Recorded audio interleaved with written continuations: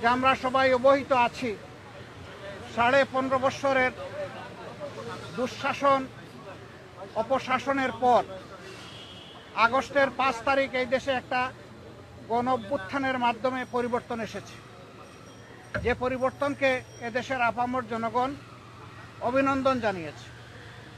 আমরা আরেকবার এই গণ অভ্যুত্থান যাদের নেতৃত্বে সংগঠিত হয়েছে, যারা জীবন দিয়েছেন, দেশে প্রবাসে যারা অংশগ্রহণ করেছেন, তাদের সকলকে দেশবাসীর পক্ষ থেকে বিশেষভাবে আমাদের দলের পক্ষ থেকে অভিনন্দন এবং কৃতজ্ঞতা জ্ঞাপন করছি।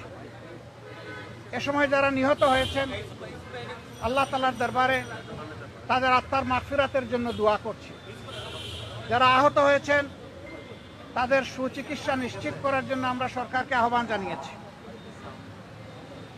এবং আল্লাহ তাআলার দরবারে তাদের সুস্থতা কামনা করছি।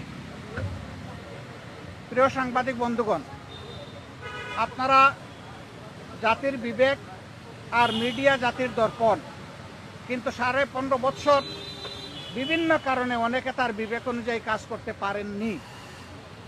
অনেক ক্ষেত্রে বাধ্য করা হয়েছে সমাজকে বিভ্রান্ত করার জন্য, সরকারকে অবৈধ সুবিধা দেওয়ার জন্য মিথ্যা বানায়ট বিভিন্ন সংবাদ পরিবেশনের, যার সবচেয়ে ওয়ার্স্ট সাফারার বা ক্ষতিগ্রস্ত পক্ষ হচ্ছে বাংলাদেশ জামাত ইসলামী।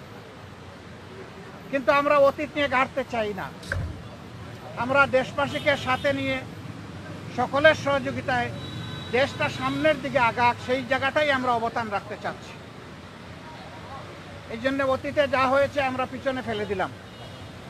তবে যারা সুনির্দিষ্ট অভিযোগে অভিযুক্ত, যারা মানুষ খুন করেছেন, গুম করেছেন, লুণ্ঠন করেছেন, দেশের সম্পদ বিদেশে পাচার করেছেন, আয়নাগর তৈরি করেছেন, দিবারাত্র মানুষের উপর ত্রাসের রাজত্ব কায়েম করেছেন, তাদের বিচার, তাদের উপরে ন্যায় বিচার নিশ্চিত হোক, এটা আমরা দাবি করি। আমাদের উপর যেমন জুলুম করা হয়েছে, তাদের কারো উপর জুলুম করা হোক, সেটাও আমরা চাই না। আমরা চাই যে ন্যায় বিচারের মাধ্যমে সবাই যেন তার অপরাধের সঠিক পাওনাটা বুঝে। আমরা আজকে এসেছিলাম দেশের প্রয়োজনে, জাতির প্রয়োজনে। এই সরকার একটা নির্দলীয় অন্তর্বর্তীকালীন সরকার।